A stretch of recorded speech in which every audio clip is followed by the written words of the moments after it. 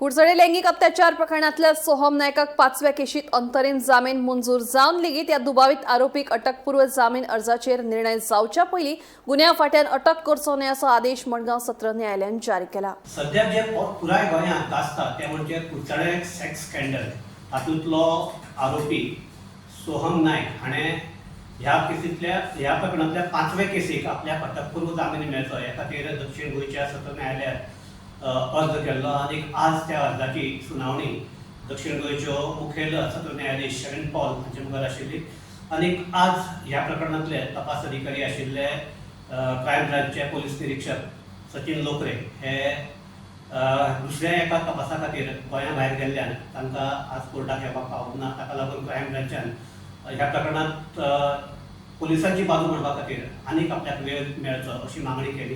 कोर्टान ती मान्य केली। मात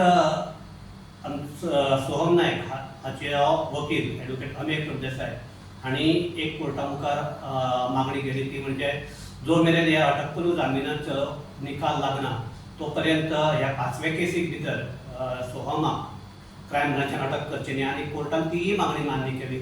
आनीक एका तरेन सोहमाक ह्या 5व्या प्रकरणाक अंतरीम जामीन मेळिल्लो आसा आनी ह्या प्रकरणाची आतां फुडली सुनावणी 22 एप्रिलाक जावपाची आसा।